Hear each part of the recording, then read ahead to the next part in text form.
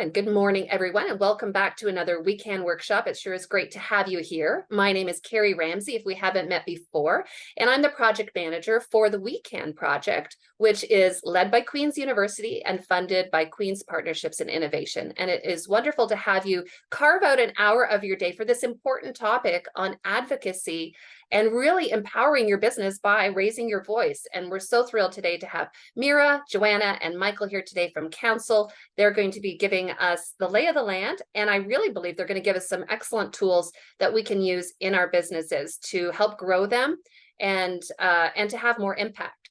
So as we're getting started today, I would invite you to introduce yourselves in the Zoom chat. Why don't you take a moment to let us know, perhaps geographically, where you're connecting from. If you'd like to drop a LinkedIn link or perhaps a link to your business, we would absolutely love to find out who's here. Of course, every training session is a networking opportunity as well as a chance to learn something new.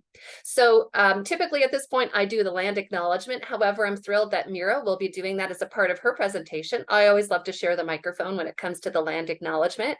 So Mira, I'm going to hand you the virtual microphone. Thank you so much for organizing this and for being here for our community. It's wonderful to have you. Over to you. Thanks so much, Carrie, and good morning, everybody. Thank you so much for joining us today for this event. Before we kick off our presentation, as Carrie mentioned, I will be starting with a land acknowledgement. And I think it's important to acknowledge that while we are all located in different places today, I see some people in the chat put they're coming in from various parts of the province. In the Zoom world, by nature, we're able to do that. Counsel Public Affairs, our head office, is located on the traditional territories of many nations, including the Mississaugas of the Credit, the Anishinaabe, and the traditional territories of the Chippewa, the Haudenosaunee, and the Wendat peoples. Now known as Toronto, Toronto is covered by Treaty 13, signed with the Mississaugas of the Credit, and the Williams Treaty signed with multiple Mississaugas and Chippewa bands. Furthermore, it's important for us to acknowledge that our federal office is located on the traditional and unceded territory of the Anishinaabe Algonquin Territory, now known as Ottawa. Both Toronto and Ottawa are in Dish with One Spoon territory. Originally a treaty with the Anishinaabe and Mississaugas and the Haudenosaunee, the Dish with One Spoon invites all people to respect the land and share resources equitably. We all eat from this dish with one spoon and share the responsibility for ensuring that this dish is never empty. While this week is the National Treaty Recognition Week, it's important to acknowledge that the path to truth and reconciliation is an ongoing process.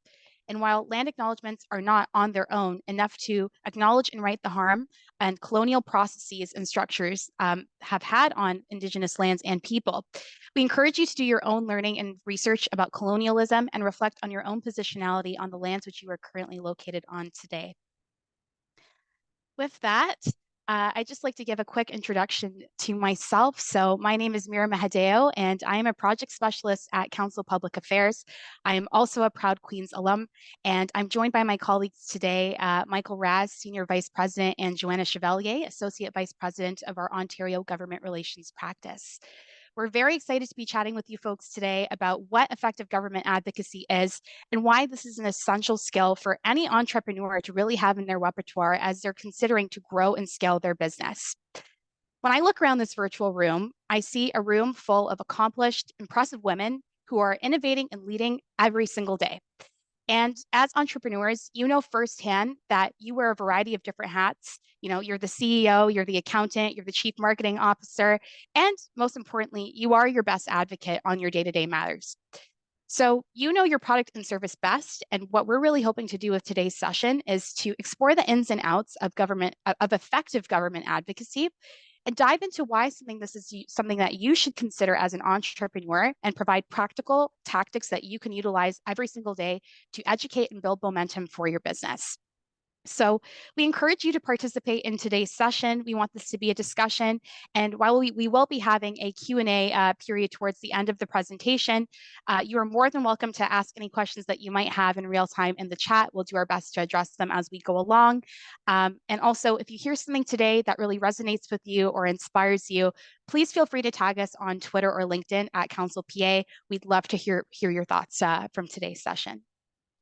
So with that, I'm going to pass it to, actually, really quickly, I'm going to give you a quick overview of Counsel PA before we hop into the nuts and bolts of our presentation, which Michael is going to start us off with. So Counsel Public Affairs is one of Canada's most respected public affairs agencies. We are a national multi-partisan agency specializing in government relations at all three levels of government, strategic communications, and integrated campaigns. And we also offer a dedicated practice to respectful engagement with Indigenous communities known as Nabwakawin, meaning wisdom in Ojibwe. This year, we're actually celebrating our 20th anniversary. So established in 2004, we've since grown to become a national team with practices all across the country. The cities are listed there.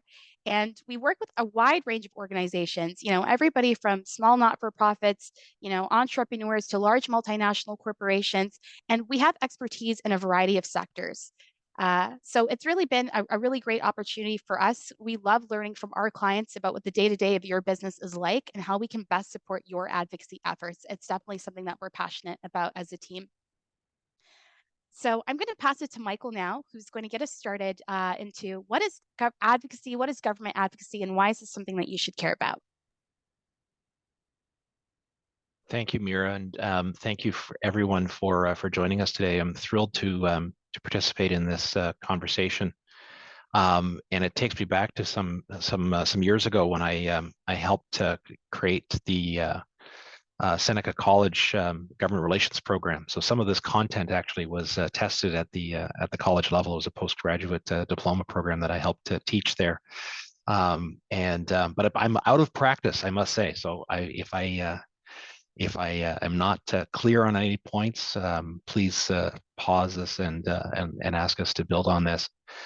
I also struggled with trying to provide some good advice here that didn't come across as too elementary or too advanced, because I wanted to give an overview, and I wanted to provide some thoughts that particularly fit for the entrepreneurs that are in the room, the people at the stage of the companies that you are part of or trying to build. So I wanted to keep it generic enough for that. So what we thought we would do is take you through sort of what is advocacy and what is the art of government relations and how that might affect and impact your business. So to dive right in. Advocacy is the act or process of supporting a cause or a proposal. So that's, this is the dictionary definitions of it. Government advocacy, of course, is activity that you might take to influence decisions within a political institution. So that might, otherwise known as lobbying, but it could also be as simple as signing a petition or voting or participating in a debate at your local city council, or sending a letter to your MPP or your MP. So all of that is the government advocacy. So why is that important? The next slide.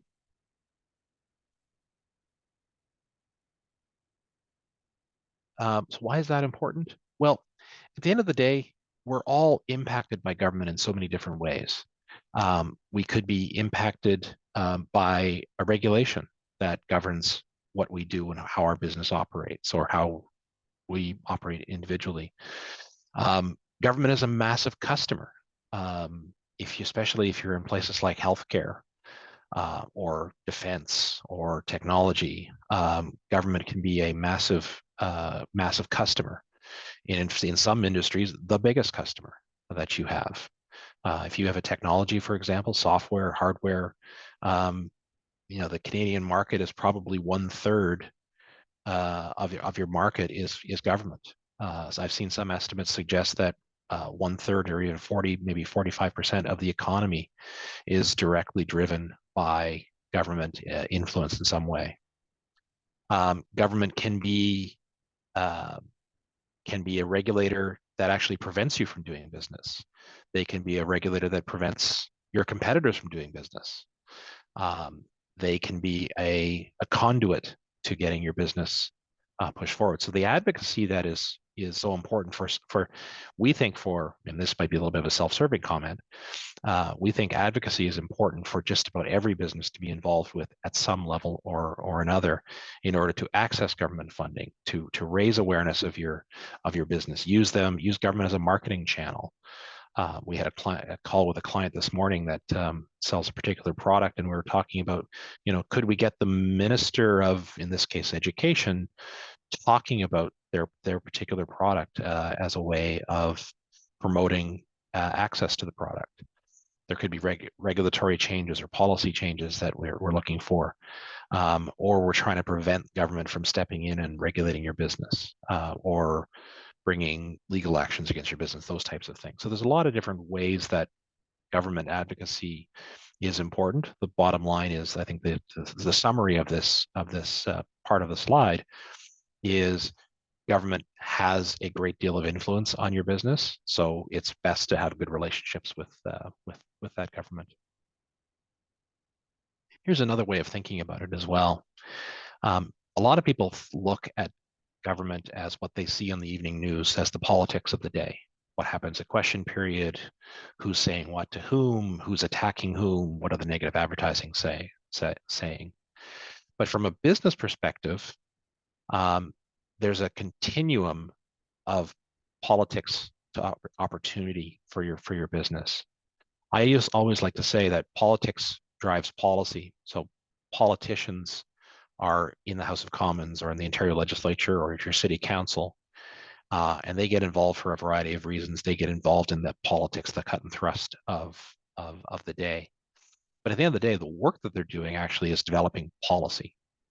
They're coming up with a new idea, a new policy, a new direction. We're going to be the world leader in EV manufacturing, for example.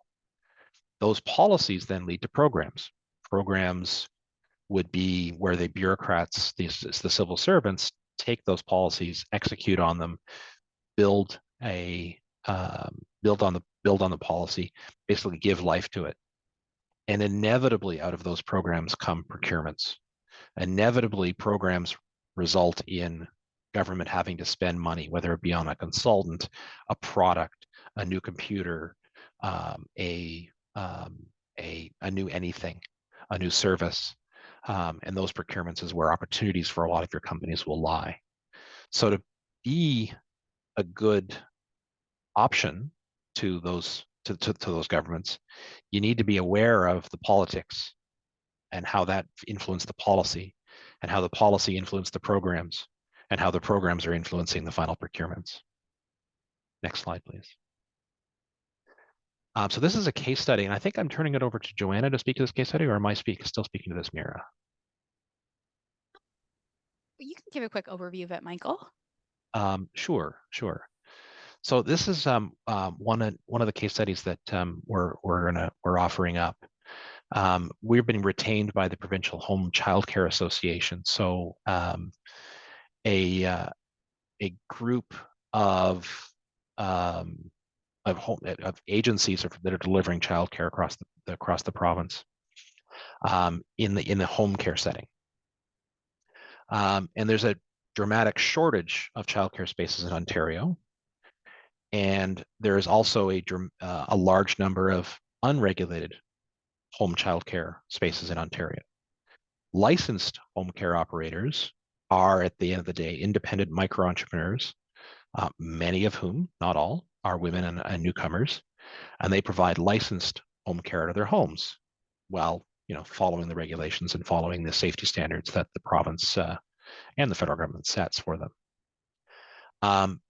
They were facing some challenges in dealing with startup costs, administrative burdens, those types of things. So our engagement with in this case, the Ontario government, was to represent these 3,000 licensed home childcare providers across the province, raise their awareness as government decision makers about how licensed home childcare could be utilized to address the childcare shortage, and identify some of the challenges that that they're facing as their objective. That advocacy, though, and there's a much much more detail that we can offer up, and it really credit to Mira and Joanna, who were really driving some of this work. But in December of last year, the Ontario government announced a $213 million grant support program for new and existing childcare providers to offset these startup costs associated with creating or expanding additional childcare spaces in the province. And the province specifically identified home childcare as being eligible for this funding. So we estimate it's probably 40 to 50 million, I think was the number, if I recall correctly, that is going to the home childcare space as a result of our advocacy. So a tremendous win, but it just shows you what is necessary in order to drive the politics of this, where the federal provincial childcare agreement that was created. The policy was the $10 a day daycare, expanding the number of spaces. The program was the $213 million support program. The procurement part was the amount of that was carved out in favor of our particular members, our particular clients' members.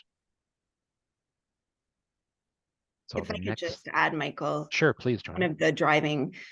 One of the key driving factors to getting that attention was home child care providers as micro entrepreneurs, and that broad base of women in the sector providing that care that not only employs themselves, but then gives the opportunity for other parents to get out back into the workforce. So that piece, noting that we have a ministry dedicated to the empowerment of women, was a good driver as well for just the cross-ministerial work and getting the job done at the end of the day.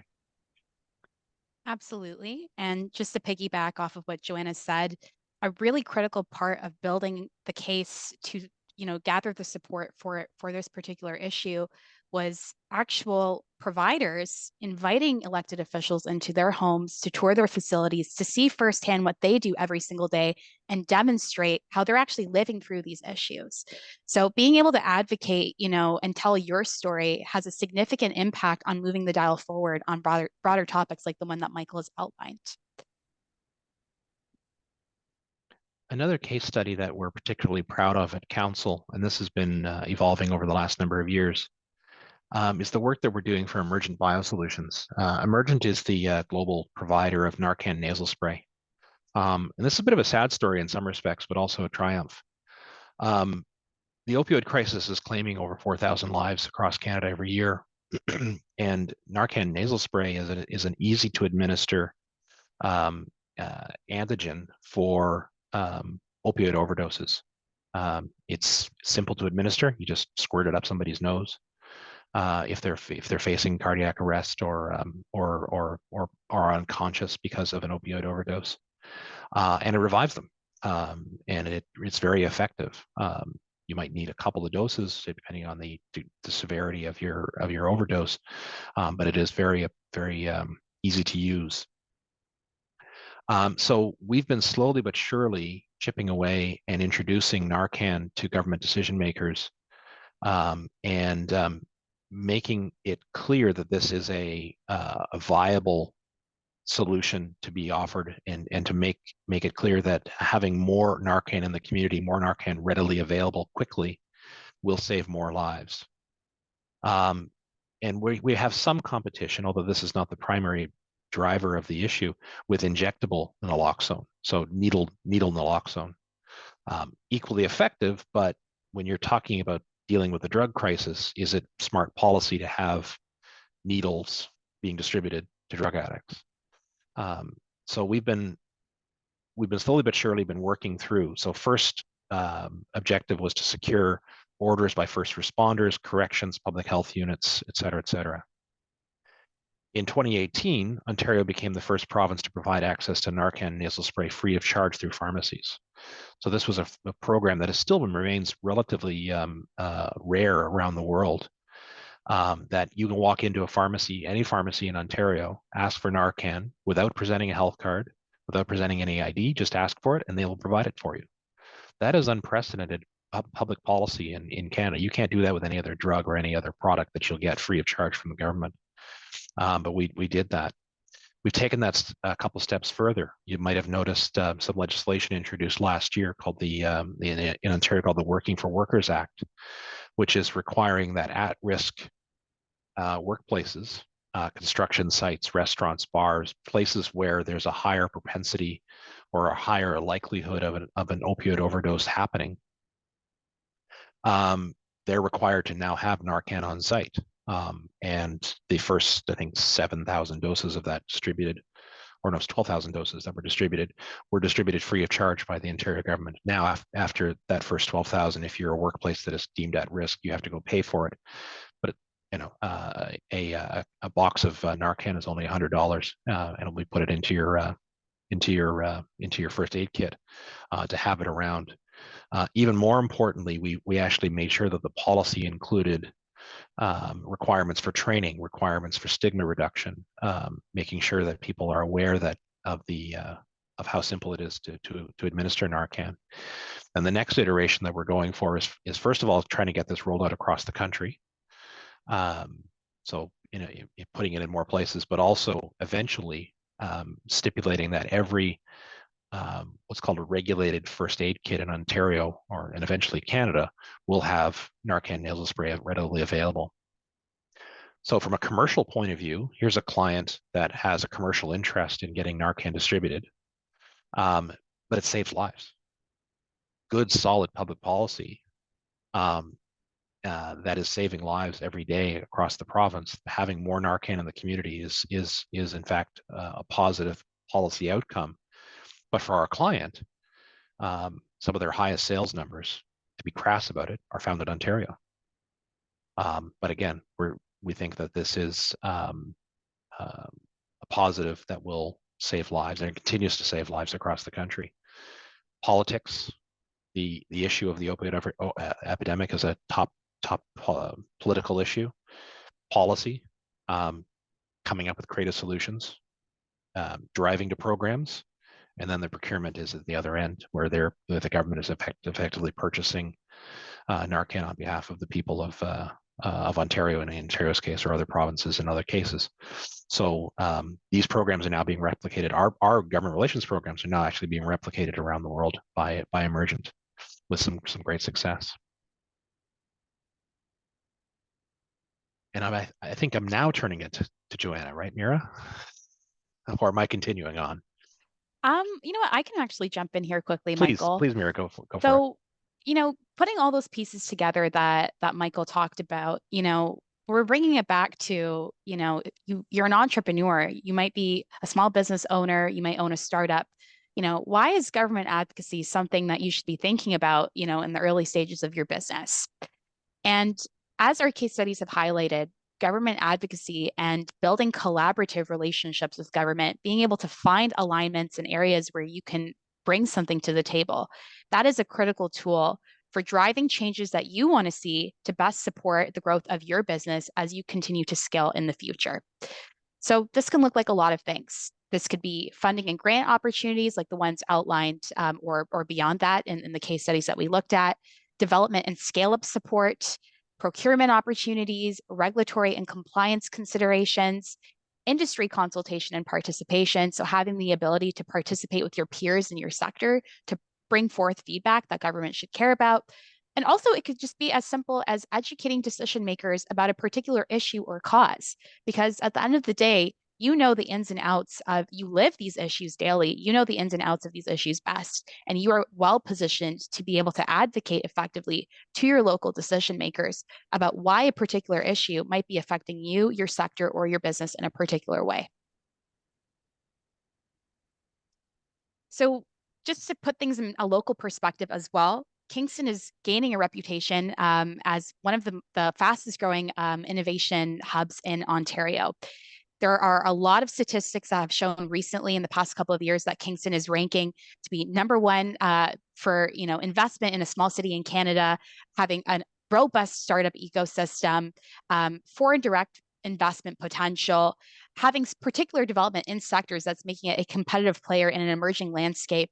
And when you put all of these things into consideration, as this growth continues to accelerate, The ability for you to tell your story effectively to government stakeholders will be a critical skill for you to remain competitive in this environment, and for you to also have in your repertoire as you're continuing to expand your business to hopefully be a part of a lot of this momentum that is currently happening.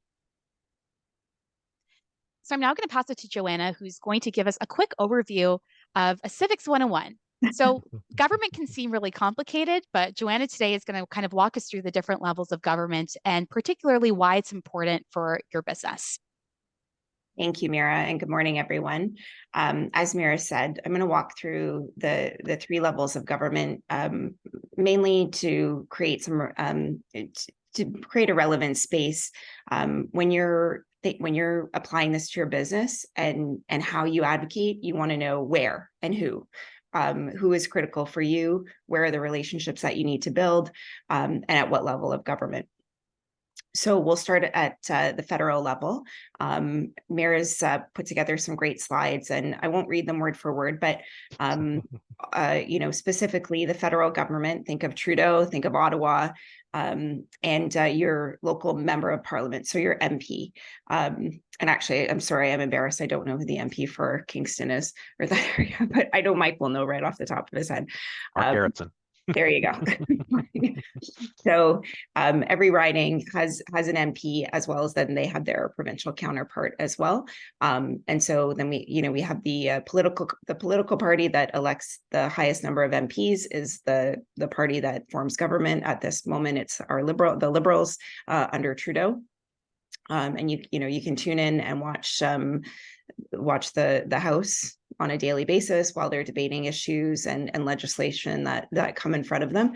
They have the issues that are in front of the federal government are national issues, defense, foreign affairs, immigration, your employment insurance, CPP. CPP was actually on the table the other day in the House. Railways, trade, telecommunications, copyright law, a lot of the issues lately around CBC and censorship, things like that. You'll be hearing, through the federal government. Or can you advance the slide? Thanks. And then to the provincial government, which is, kind of a little bit closer to ground level for most of us. You would have your local MPP, member of provincial parliament. And sometimes people those two get confusing. So think of, right now our Ford government and the political party, obviously in the same vein, the political party with the most MPPs forms provincial government. The Conservatives took a strong lead in the last election, taking up, I think, more seats than they ever had. It's interesting when you actually go to Queen's Park. In the past, it was kind of an equal spread, and now there's Conservatives sitting on the other side of the House because they don't have enough seats on the one side, and the Liberals having a very small sector of that. Green Party has one member, and obviously the NDP forming opposition has the bulk of the opposition. From a provincial lens, your provincial taxes, hospitals and healthcare, education, public safety, our police forces, courts, administrations, jail, parole, your civil rights, transit, and the age of majority as well fall under the provincial government. As we move on to the municipal level of government, it's important to note that the municipalities are actually children or creatures of a provincial government, so they feed directly into the province, and that's where the majority of their funding comes through your tax base. So the municipal government 100% is closest to the ground, and probably what you're most familiar with on a local level in your own neighborhoods, knowing your local councillor or the mayor of your town. And that may look different in different communities. You often have, in smaller towns, you may have a smaller council, made up of 5 or 7 members and a mayor. And then as you get into larger cities, you have larger councils. And in some cases, you have a 2-tier system where it's county or regional. where you have like an upper tier municipal government and then a local level municipal government. I sat on regional council in Peel for 2 terms, and we were 2 tiers. So I sat at the local table and also the regional table. From a municipal perspective, the municipalities collect your property tax, and that tax is dispersed in the form of services, your city parks, your community centers, libraries, fire prevention, your water, wastewater. Every time you turn on the faucet, flush your toilet, your water bill goes to your local community, that type of thing, as well as, your roads and infrastructure within your community. So, I mean, the other piece here is that municipalities are shifting, and this is more relevant to the business and the startup community, is that the municipalities are shifting towards a strong role in economic development. So in their communities where maybe they didn't see it as their role before, they're really taking a role in steering and directing the economic growth within their communities, recognizing, shifts in the economy, shifts in manufacturing, logistics, things like that, and noting kind of where the municipality falls in the landscape. I can give you an example, a Peel example, in that Peel is home to, 2 of the largest CN rail yards, the Pearson Airport, and so Peel is the goods movement hub of Ontario, if not Canada. And so obviously our logistics base and the amount of trucking, when I say logistics, I'm speaking specifically to trucking and goods movement, happens through Peel. So if you ordered Amazon today or you got a package to your door, it probably came through Peel first. And so knowing, as a municipality, knowing who we are and where we kind of sit in the landscape of the province and what our role is within that is important. And as a startup, as a business, knowing where you fit in that perspective is important as well, because that will tell you as a business, where does my product fit? Where does my service fit? And where are the relationships I need to build? Do I need to be reaching out to my economic development staff at my local municipality? Should I be having those conversations and asking for their advice? Maybe they can steer me in the right direction. Maybe there are relationships that I need to build on within my community that can help me and help my startup and help my business. Oftentimes, I know Mira mentioned, Kingston and the business community in Kingston and how Kingston's being recognized. There are services provided typically by the municipality through economic development that can and chambers and groups like We Can that can help support your business and your startup. So those are definite connections that are critical for you to make, and relationships that you want to build, and to just put yourself out there in the community. I'll move on to principles of effective government advocacy. I think I'm going to turn it back to Mike for this slide.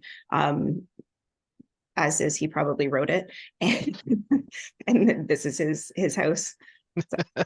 You probably heard me say this about 1,000 times in various pitches that we've done, but I came up with this aphorism a few years ago to try to synthesize, what makes good government relations, what makes good government advocacy, and I like to say that there's always 3 components are found in good case studies. And that's first is a good case, good public policy backed by facts and solid arguments. You have to be right. You have to have a good solid rationale for doing whatever you're doing, whether that's introducing a new drug, a new medical device, introducing a new policy, introducing Narcan into the community, for example. It has to be a good public policy reasoning. And again, backed by good facts and solid arguments. Then the case has to be well presented with a clear message, presented in a way that cuts through the clutter. Sometimes that's as simple as a 2-page briefing note that describes the policy. Sometimes it's a 1,000-page white paper that conveys a complex bit of policy. And then the often neglected or misunderstood component is the well-timed case. Going to the government and saying to them, you should include this in the budget the day after the budget was introduced is a badly timed case. Going to the government and saying, you know, 3 weeks before the provincial election or the federal election, you should spend X billions of dollars on this new initiative, or you should regulate this particular industry or change this policy, is poorly timed. Going to them in the first year of their mandate, when they're still building they've still got time to do some things, is important to do it at that point. So good case, well-presented case, well-timed case. All three elements have to be there for a successful government relations campaign to be presented. For one other comment I'll make about timing. Government timing is longer. It's just a fact. It just takes longer to get things done in government because their cycles are different. They don't operate on a quarter-to-quarter basis the way businesses do, or a month-to-month basis the way businesses do. They just take longer. And those relationships that you're spending now, it's a lot like farming. You got to plant some seeds. And it's going to take you a couple of months, if not a couple of years, to get to the harvest. Sometimes a farmer has to decide, and this is where Joanna is going to correct me on the correct terms of farming, but sometimes you have to let fields go fallow.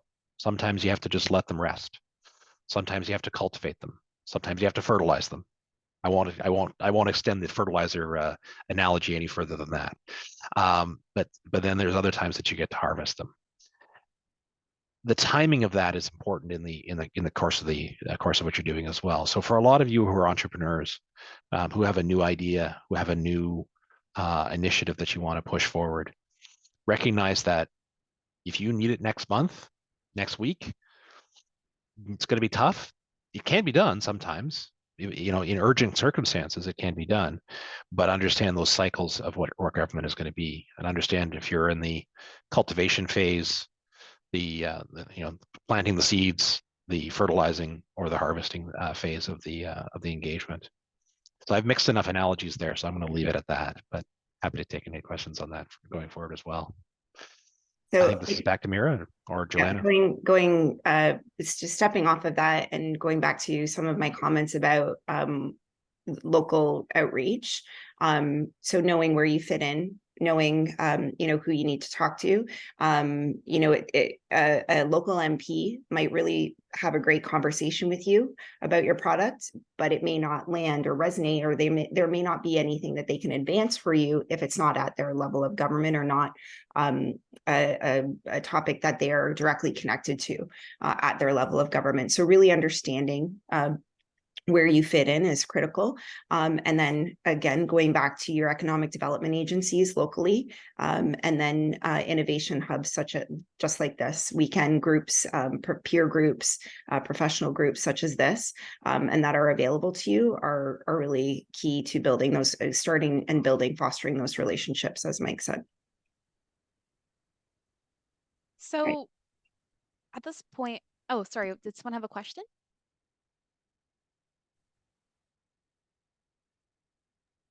Okay, we'll also have a Q&A. I don't think so. You can go ahead. Okay, thanks, Carrie. So at this point in the presentation, we have an understanding of what is government advocacy and what some of the applications are and why this is something that might be useful for your business. But now we're going to talk about how you can actually take government advocacy and put it into action to achieve your objectives and your priorities.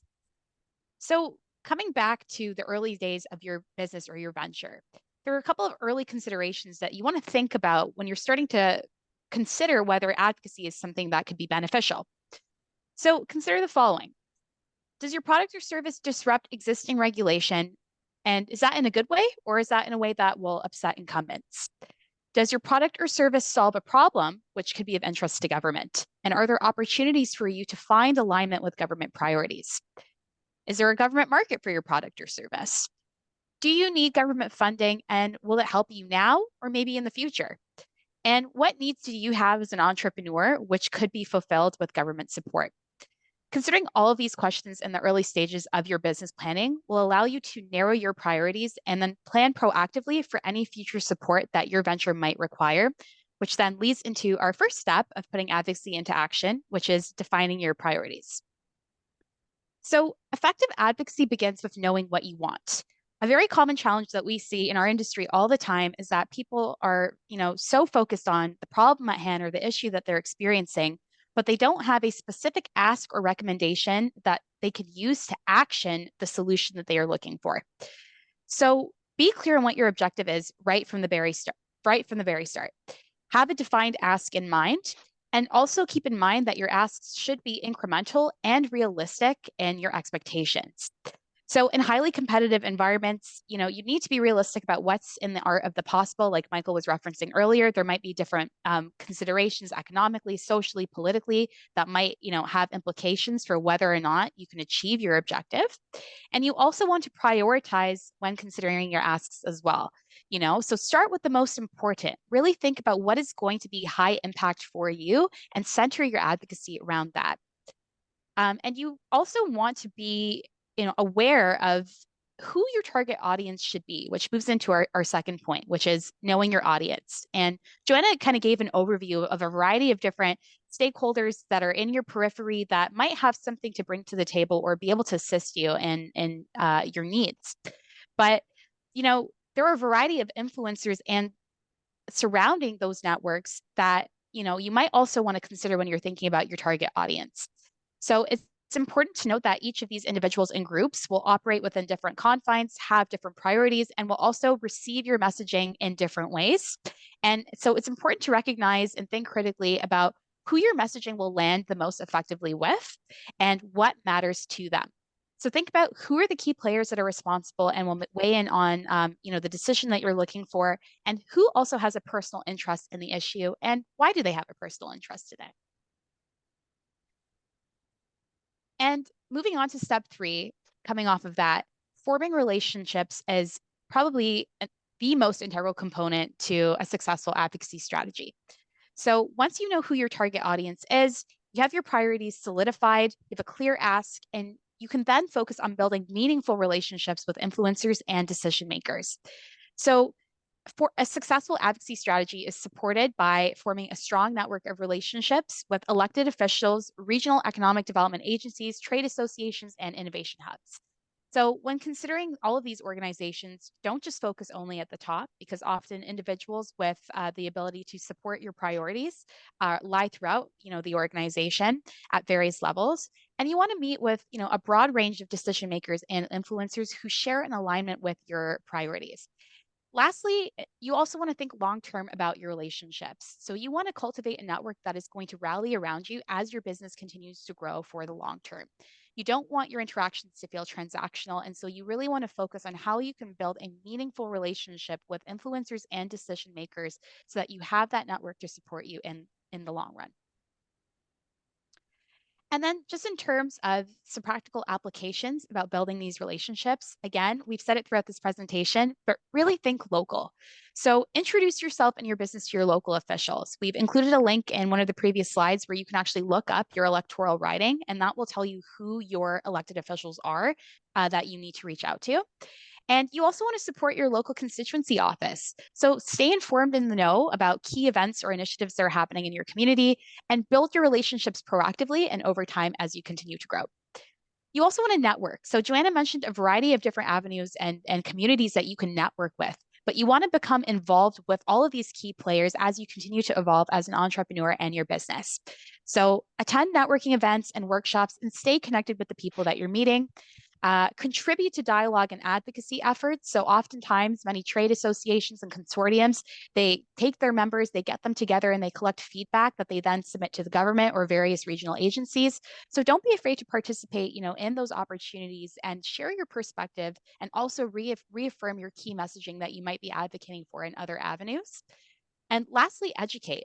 So your elected officials want to hear from you, and you want to update your network about key milestones, progress, or even any challenges, that you might be encountering as your business continues to evolve. So keep people updated and informed, educate them, tell them why your product is great, why it might solve a problem that's important to them, and also participate in thought leadership opportunities on an ongoing basis to continue to build awareness about your product or service. So this might look like participating on a panel, going to trade shows, hosting events, writing an op-ed maybe about a particular issue that's important to your business.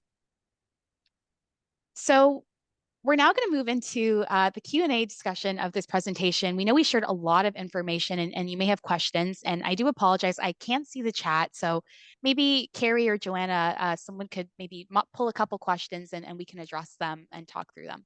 Sure. Thank you so much for that, both to all three of you, that you laid it out so beautifully. And hopefully folks are thinking of questions if you want to put some into the Zoom chat. But I thought I would just mention that while folks are thinking about that, I had a discussion with a politician years ago, actually, and it was a he at that time. And he was saying, you know, I have so many people who come to me with their problems. The government doesn't want to hear your problems. The government wants to hear your solutions.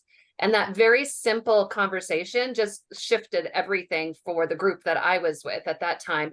And so, I know Michael referred to that, but I mean, government gets a lot of complaints, but if you want to actually be effective, what are your recommendations? What is something you suggest? And so every single person on the call today, you know your industry, as these folks have been saying. So what are some solutions, and what are some realistic solutions we heard also? And so that was just one learning that I took away that I wanted to share. And the other really quickly is I deal with hundreds of women entrepreneurs in this community. And one thing that WeCan is a great network for you for sure, but do you have a professional association? Are you a part of, do you pay fees too? And sometimes there's like that annual fee you pay. But the beautiful thing is then you have a voice at the table, as a part of that association, which has also been highlighted here. It's such a simple move that if it's within your budget, definitely do some digging, whether that's just at the Kingston Chamber of Commerce, or, some of these other organizations. And if you're ever struggling, reach out to me, or you can reach out to these folks to say, hey, I'm in this industry. What association is that? If you literally can't figure out what your professional association is, but a quick Google search will help you. I just wanted to sort of highlight those couple of things in case somebody was like, okay, how can I have a more power with my voice? Because alone we are, kind of whispers, but when you're part of a bigger group, you have a bigger voice. So I just wanted to suggest that. All right. I haven't seen any questions in the chat because you guys did such an amazing job. But I do want to pause and make sure that if someone has it, this is your opportunity to ask these live and to have the input of these incredible professionals at your fingertips. I have a question. Go ahead, Ophelia. So my question is, first, your presentation was great. Thank you so much for that.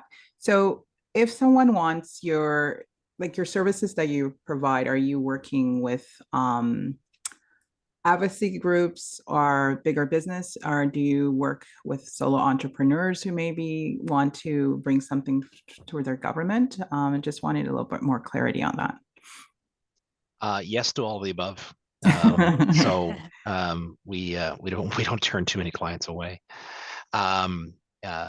Sometimes what we'll suggest for, especially those that are just starting out, some kind of a smaller fee arrangement, something like that might have a or working through another association or something like that. We can give you some advice, or maybe build you a plan and let you execute on some of the plan and sort of be there for strategic advice. For our larger engagements, as you might expect, big corporations, we're going to charge them more, and so we can scale that. It's one of the great things about Counsel. I've been in the government relations field for about 25 years, and I joined Counsel only 2 years ago. But one of the great things that I like about Counsel is that they encourage that entrepreneurialism and supporting entrepreneurs. So the short answer is we can at least have a conversation. If you've got an idea, that we can take it from there and figure out where it plays. Okay, thank you. And I know Mira shortly is going to put up the contact info. I don't know, Mira, if you want to do that, but and I know we're still having the Q&A, but in case anybody does want to reach out, we definitely want to make sure that if you have to drop off the call, you have the access to this. And if anybody wants to find out and you missed this part for some reason, you're still here, but just reach out to me and I can also put you in touch.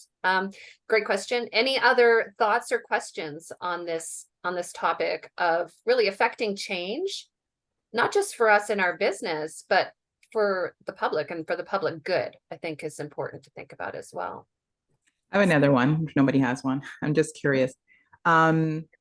So what are some areas that are, I can't think of the right word, but certain times of the year or certain phases we're in, there's more topics that the government are looking for solutions. Can you just maybe just broadly in areas like, Sure. one time it was youth, any solution around youth. So I'm just wondering what's the flavor of the time now? Just curious. Yeah, I guess there's two ways to answer that. Is there are formal consultation periods throughout the year when government is actually looking for input. This is one of those times of years, the sort of late fall, is when the government is seeking input for its spring budgets, and so it's kind of putting everything on the table. Government's also a very reactive organization. It responds to what's in the media. But there's very little that's in the media is there by accident. So if certain times of years you see certain issues coming to the fore, it's probably because people like ourselves are planting stories in the media. One of the things we didn't talk about in our presentation so much is what we call our PR for GR practice that we have at Counsel, where we utilize public relations techniques, media relations techniques, op-eds and op-eds, social media, advertising, all those types of things in order to drive awareness or drive certain agenda items up the scale, getting that onto the agenda so that government responds and pays attention to the solutions that we're putting forward on behalf of our clients. You got to create the problem before you solve the problem. And so if you're seeing, certain things happening at certain times, it's probably because of the work of a government relations initiative, or government's responding to a crisis. Water quality issues will suddenly arise because of a water quality problem in a municipality. I can guarantee you that nobody in our business started the problem, but we might have clients who have solutions to problems like that. So that's probably an unsatisfactory answer to your question. No, it was a really good answer. Yeah, but it's a good answer. Thank you. So there's no real flavor of the day right now, except housing is probably the number one issue. Yeah, but those things feed together, right, Mike? Like I know, so the Minister Williams in women's empowerment, she's focusing a lot on women in trades, as is the Ministry of Labor. So yeah, like the flavor of the day is housing, but then what's the impact on all of the other ministries there, and how we get people in housed, how it impacts the housing and homelessness, addictions and mental health, like all of those things are connected. So but the underlying piece would be housing. And maybe just to jump in to what Joanna and Michael said as well, I think the critical point to take away when thinking about what's going to make government's ears perk up is that, there are a number of different implications that a particular issue might have on an objective that they might have. So for example, this past year, the Ontario government has announced some incredible investment manufacturing projects that are happening, particularly in the EV space, for example, in places like St. Thomas, some of which is even in your backyard in Loyalist Township there. And things, again, like the infrastructure that's going to be needed to support those investments, support the workers that are coming to move there, like Joanna said, with housing, support the childcare that they're going to need to, have people to watch their kids while they go to work. All of those different pieces matter. And so there are a number of different implications that can come from that one priority that may not always seem intuitive, but is on their radar. And that's always, I think, a helpful way to think about things when you're trying to figure out if you can find alignment with government. Thanks. Now, let me ask you, because you are all obviously tuned into the government issues of the day, what is an easy to understand, easy to access portal, if you will, or source for, government things that come out every day? I mean, every day they're coming out with something. I mean, aside from just sitting and watching, whatever the government news channel is, I don't even know what it's called, going to sleep. Yeah. I mean, don't do that. Where's the highlights? Like, if people were like, okay, I seriously want to piggyback on some of these issues that are topical for the government, where can you get the highlights? Where's the highlight reel? guess there's two things. There's you can sign up for government news releases, and you'll get spammed in your inbox probably 3 or 4 emails, news releases a day, which is not horrible. 3 or 4 is probably less than I get from some retailers that I have accidentally subscribed to and can't figure out how to unsubscribe to. There are also some news services, like if you're looking at specifically Ontario, Queen's Park Update, the Hill Times in Ottawa, those types of things that can help. Just trying to think if there are other aggregators that make some sense. Well, I think, Michael, if Yeah, I'll go ahead. jump in. Yeah. The other thing too is by connecting with folks like us, we also put out a lot of public pieces that highlight those issues of the day. So if you're interested in joining, our newsletter, we have newsletters all across the country that are highlighting issues federally, provincially that might matter to you. Feel free to shoot me a note. My email's up there. We're happy to add you to our mailing list, but oftentimes, even on LinkedIn, a lot of our team members will write pieces or support easy to understand analysis about key policy developments that are happening. And so it's just a great way to kind of stay in the know. And if you want more information, obviously, we're always happy to have a conversation. But being a part of those networks, definitely, like you said, your priorities are going to be different from someone else's priorities and so on and so forth. And so you want to make sure that you're getting the information that you need. And I guess it's part of the benefit of, I guess working with a firm like ours. But overall, yeah, if you're interested in joining our newsletter, let us know, because we do provide some really great insights from across a variety of jurisdictions that you might find helpful. That's awesome. It's nice to have someone to distill it down for sure. Cheyenne, you have your hand up. Over to you. I have a bit of a sticky question. So the focus on local and starting with local makes complete sense to me. I'm a marketing consultant, and I'm very passionate about supporting small, locally owned businesses. And I have been doing some work in that area for the past about 5 years. And what I find I come up against is that those local organizations like the Chamber and the DBIA, because I'm almost in opposition to them, because they don't have a mandate to market, but it kind of falls under their umbrella. So the reception is minimal, but I need to work through them at the same time. I'm not sure how to expand because they have almost like a capture on that in my market. So I'm almost blocked from being able to do more in that way because that's kind of their thing. But at the same time, there's more that should be being done for the local businesses. Any advice on how to navigate that kind of situation? Co-opt them, get involved with them. I have tried that. I have been doing that with them, but as we all know, right, the people who are in those seats are not necessarily as motivated. And that's very, I've been at this 5 years. I know everybody there. Fair enough. Yeah, no, that's the danger. That's the danger of associations, right? There are sometimes competing interests in there. I think it's just a matter of working through those and identifying where there's common ground and where there's not. I know this is a completely unsatisfactory answer, I suppose, but I've been involved with the chamber movement across Ontario for a number of years, and I found it, equally frustrating and rewarding all at the same time. But I sort of take the rewards and use those opportunities to use the platform, but recognize that there's always going to be some competing platforms, and that's where your own voice has to make sure it gets through and put forward. So. Yeah, I don't know. I don't know if there's not a satisfactory answer in there necessarily, but just stay persistent. I'm going to, just because of time, we're almost at the end. I know Mir has some final thoughts. I just want to say, I forget who said the famous quote, "Be so good that they can't ignore you." I think Cheyenne, just make impact everywhere, and right. They're going to realize they have to work with you if they want to get their job done. So I'd say just shine so bright they can't ignore you. Mira, over to you to wrap things up.